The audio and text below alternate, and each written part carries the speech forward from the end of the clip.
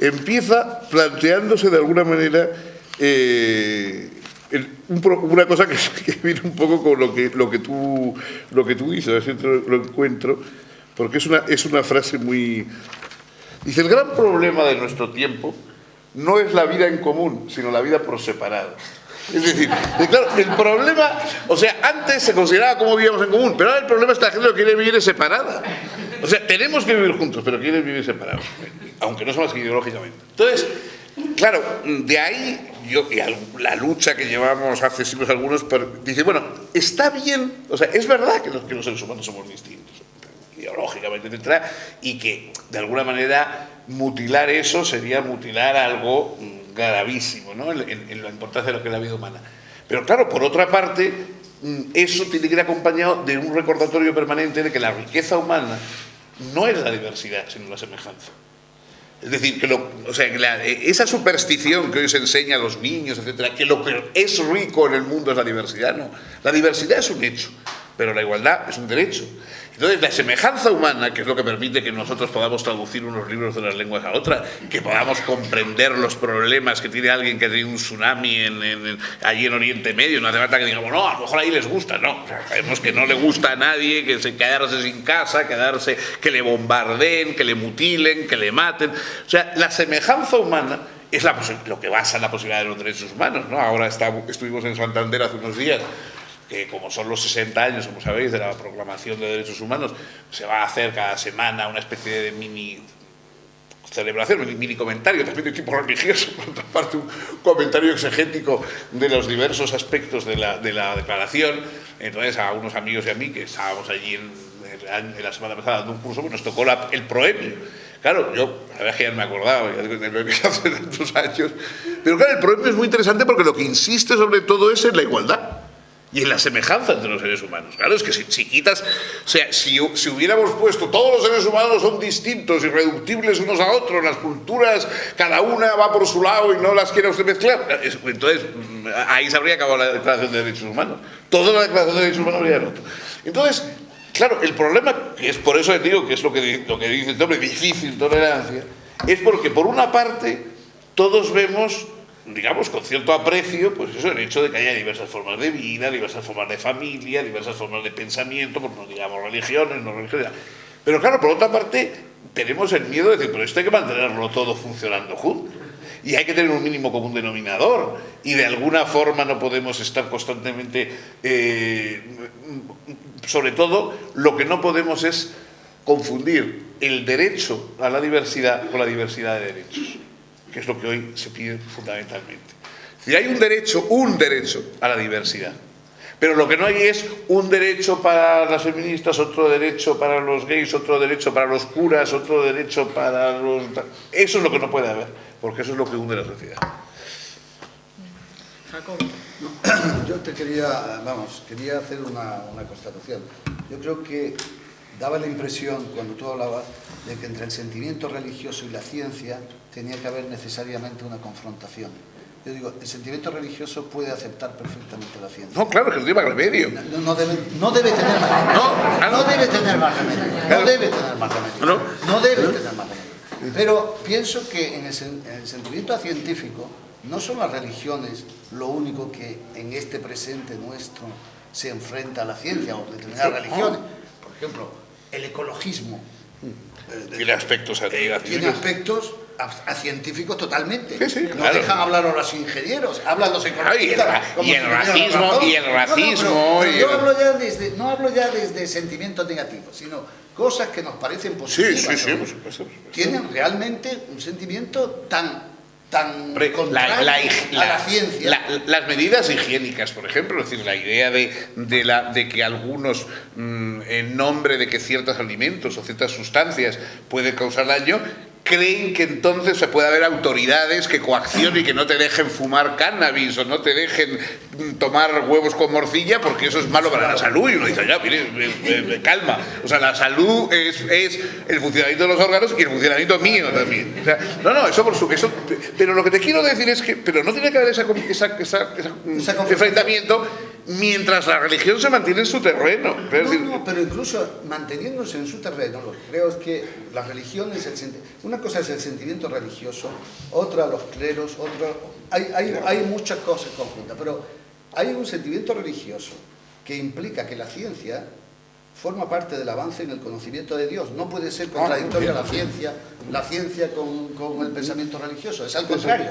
El pensamiento religioso tiene que aceptar que la ciencia es un avance más en el conocimiento. El humanismo, Erasmo, por ejemplo, Erasmo tiene una frase muy bonita que invierte y dice, no vayas buscando en la religión las verdades, sino busca la verdad y cuando la encuentres dala por cristiana. Exactamente. Y toda verdad que encuentres dala por cristiana. Por eso hay un sentimiento, yo diría, no pensemos la religión como una antípoda o como, evidentemente, todas las religiones han tenido un elemento anticientífico, pero no, hay mucho sentimiento.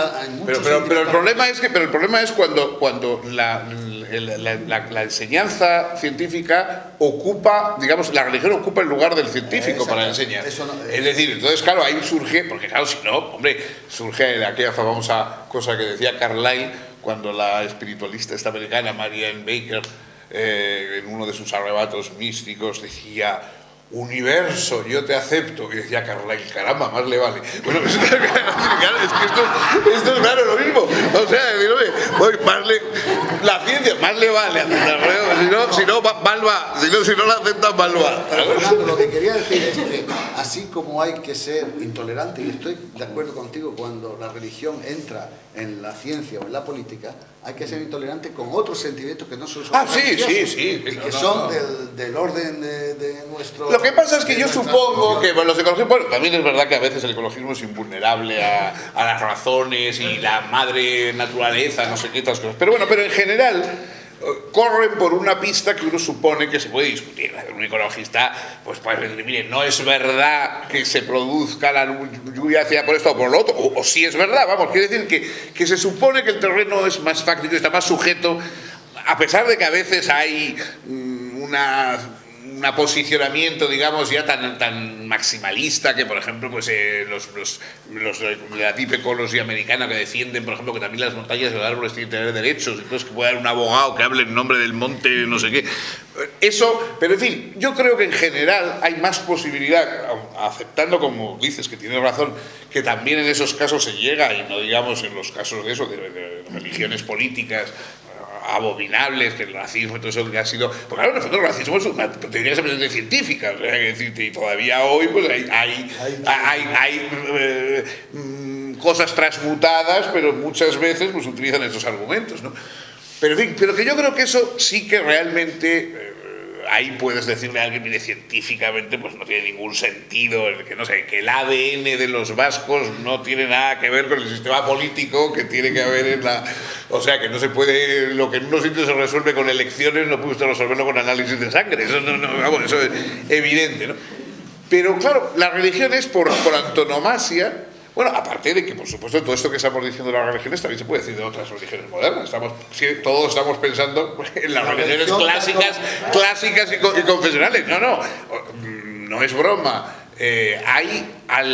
Diariamente aparecen de 1000 a 1500 religiones en el mundo, que normalmente no duran ni siquiera una semana, pero aparecen constantemente. Entonces algunas duran más, o pueden durar más, o pueden decir que de modo que no está la fabricación permanente de religión, porque estamos hechos para eso, la imaginación humana está hecho para interpretar cosas, ¿no? Los niños pequeños, por ejemplo, se inventan religiones. Si cualquiera que sea un niño se inventa religiones que no llegan a formular ni llegan a dar estructura dogmática, pero se inventan mundos religiosos propios de interpretación de lo que les rodea, porque es natural. O sea, los seres humanos necesitamos esa especie de interpretaciones globales de la realidad. Entonces eso también forma parte de la dogma. Lo malo es cuando esto se convierte en dogma, ¿no?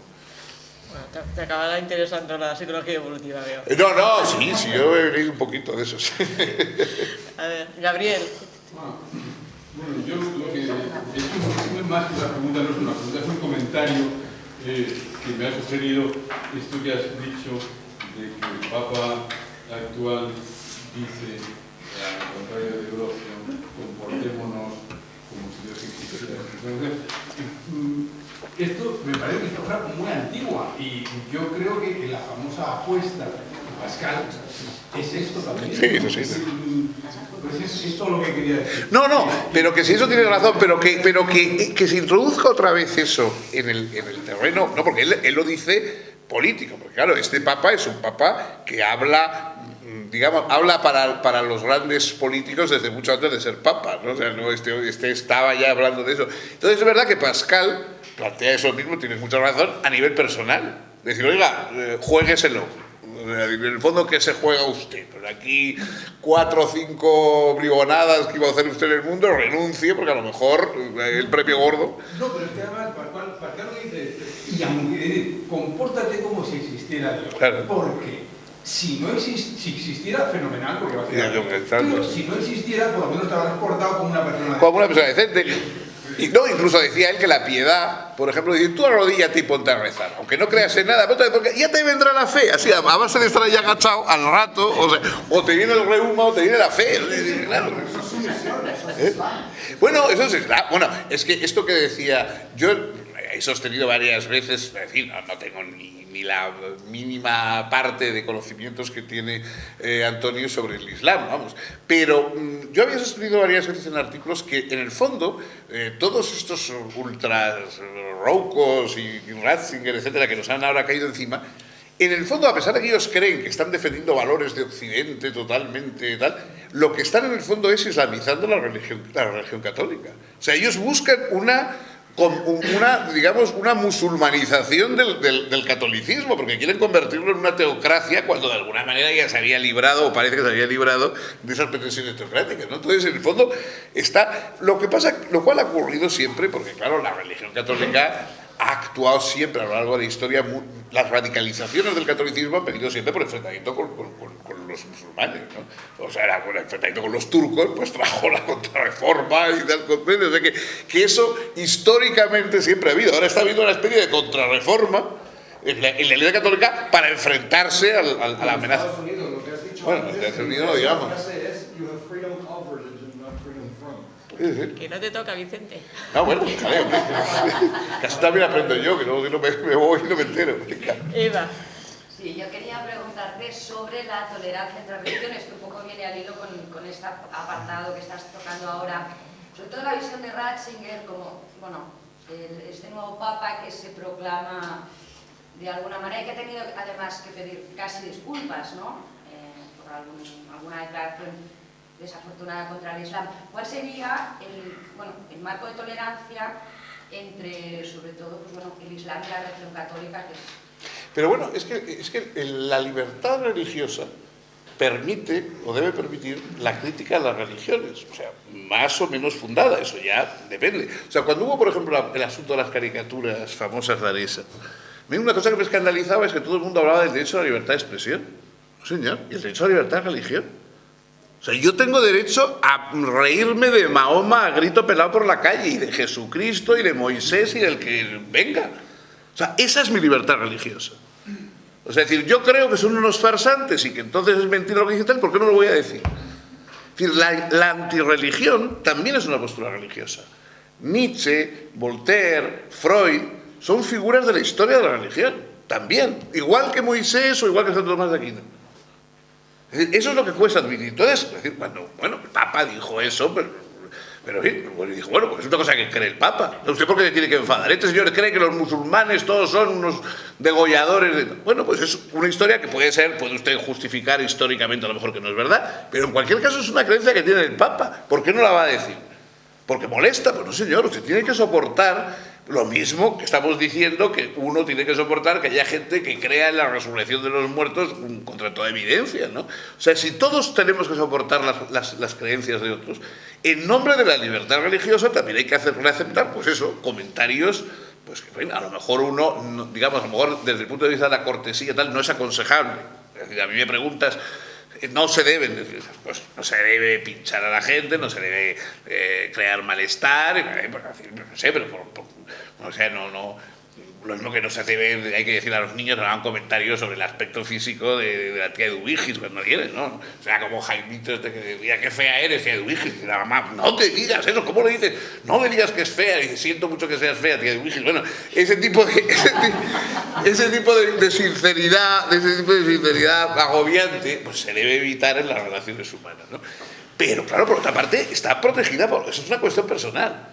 O sea, si uno es una persona cortés y delicada cuando habla, pues estupendo, pero si yo soy un bifl, como un grosero, y me gusta decir barbaridades antirreligiosas, pues puedo ser muy grosero y puedo ser... Todo el mundo deplorará mi mala educación, pero tengo el perfecto derecho a hacerlo. Sí, pero yo me refería, seguramente he formulado mal la pregunta, no tanto a las declaraciones públicas que pueden salir en los medios, sino un poco a esta doctrina que antes estabas comentando, que trata de vincular con la democracia a través de estos pensadores alemanes, y de qué forma esto tolera a otras religiones, digamos, en un ámbito mucho más global, no en cuanto a decir que se puede hacer una caricatura. Bueno, sí, claro, todo lo que tiene una base teocrática ya ha optado por la religión, entonces, claro, las otras pueden ser, digamos, aceptadas en todo caso como males menores o tal, pero claro, ya tienen una labor subsidiaria, ¿no?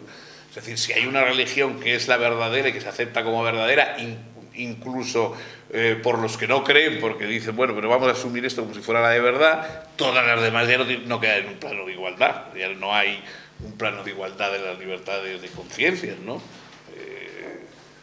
Pasa lo que le pasó a Barrow, George Barrow, el famoso vendedor de Biblias, aquel británico que se paseó en la España del siglo XIX y que luego escribió un libro maravilloso que se llama La Biblia de España, que tradujo don Manuel Azaña, por cierto, y que es un libro muy bonito de viajes por España, que es una descripción de la España del XIX maravillosa. Entonces el hombre era un protestante que iba vendiendo Biblias, que hay que tener ganas de vender algo en la España del XIX, va a ir vendiendo Biblias protestantes, ¿no? Y haciendo proselitismo. Y una de las veces llega y hay un labrador andaluz que está trabajando en el método, y entonces me llega muy esto, me dice, mire usted, yo soy protestante, tal, vengo a darle la Biblia, que usted pueda leerla libremente, tal. Y entonces el labrador le dijo, mire usted, yo no creo en la religión católica, que es la verdadera, menos voy a creer en la suya, que es falsa. Bueno, tú lo que quieres es que hay una religión verdadera y tolerante para las falsas. o quizá quieren eso, bueno, eso tiene esa contradicción, ¿no?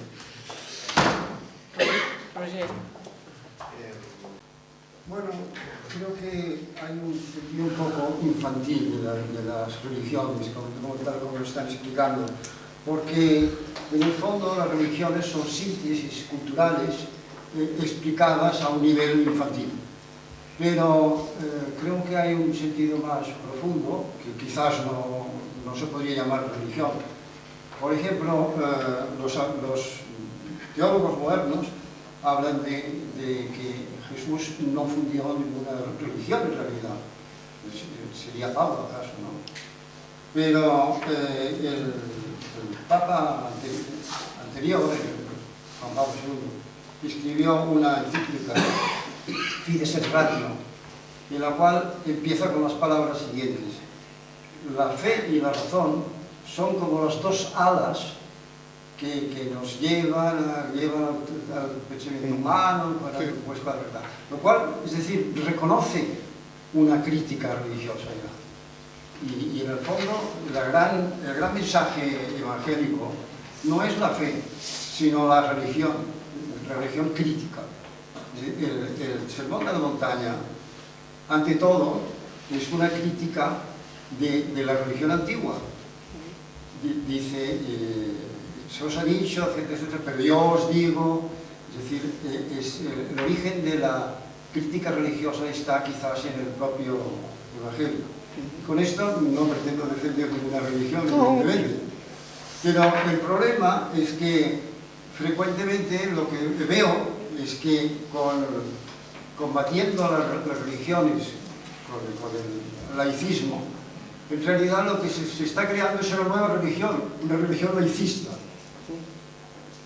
El laicismo es tan antirreligioso que se niega también a sí mismo como religión. O sea, por ejemplo, el Estado soviético, que era ateo y se definía como ateo, no era laico.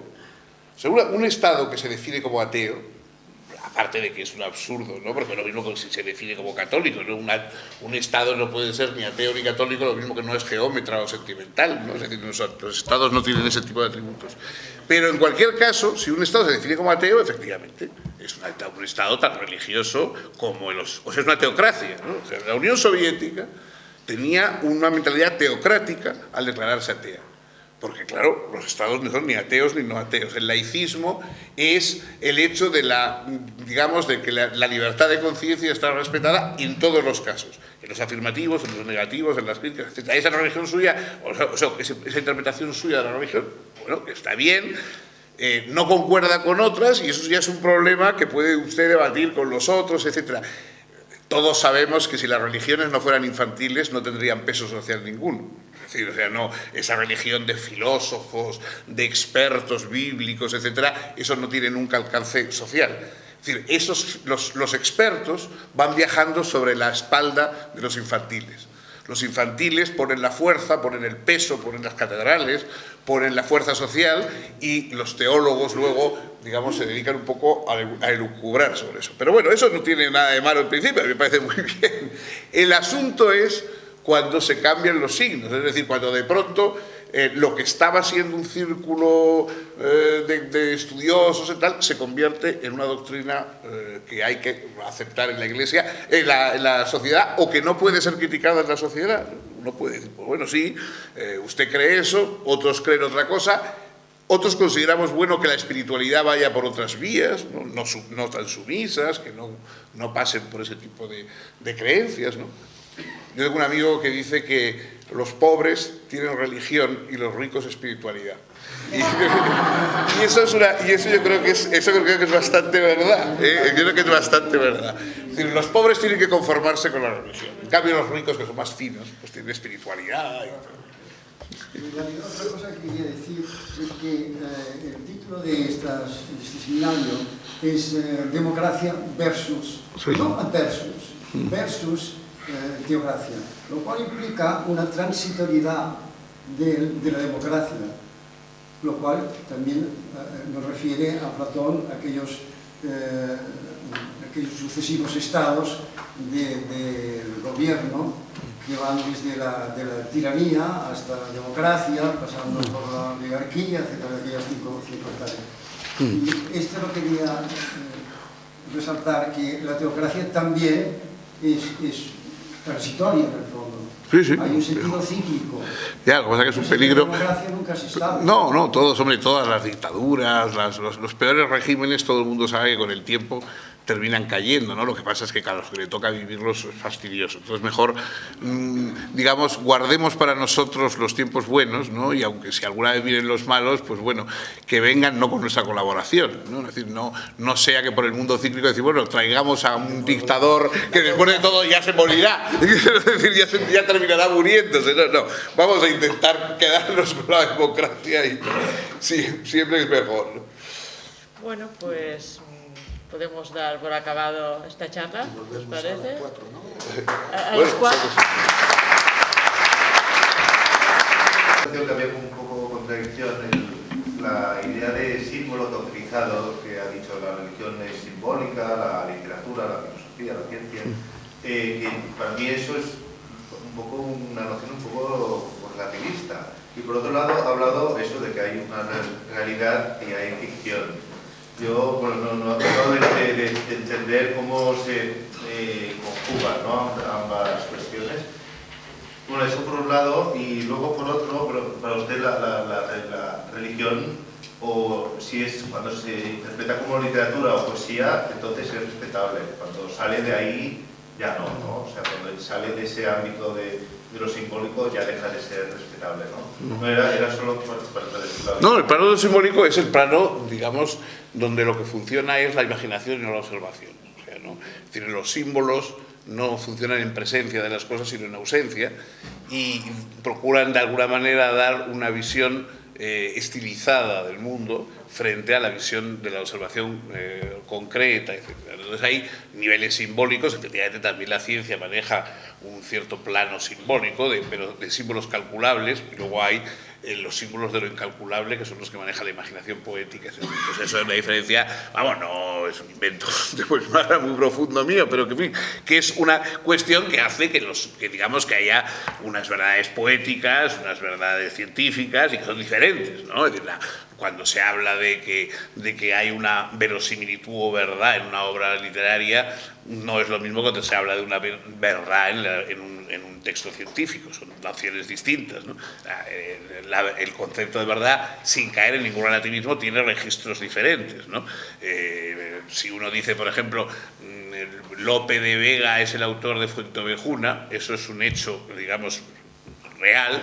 Si dices Lope de Vega es el mejor dramaturgo del siglo de oro español, ya es una cuestión que puede ser verdad o no, pero ya en otro registro diferente, o sea, siempre en un registro de apreciaciones y de valoraciones. Y si dices Fuenteovejuna es una obra muy real y una transcripción muy real de la sociedad y la vida, ya estás haciendo una valoración que puede ser verdad, puede no ser verdad, pero que ya es distinta. O sea que la verdad tiene niveles diferentes, ¿no? Hay campos de verdad. Entonces, en unos campos la religión pues es inatacable en el sentido de que es inatacable una obra poética. Te gusta, no te gusta, te inspira, no te inspira, pero no puedes decir es falsa, ¿no? Ahora, en cambio, en otros campos, si la religión la trasladas en otros campos, ahí sí puedes decir que es falsa. Y entonces hay cosas falsas que, por ejemplo, en el terreno de la educación son nocivas, ¿no? A mí me decir que un señor crea cosas falsas, si eso le divierte, puede ser peligroso para él, si esas cosas falsas están relacionadas con su seguridad o con lo que debe comer, pero claro, que esa persona empiece a enseñar cosas falsas, la falsedad dentro de la enseñanza, eso ya, por ejemplo, a mí me alarma, ¿no? Me preocupa, vamos.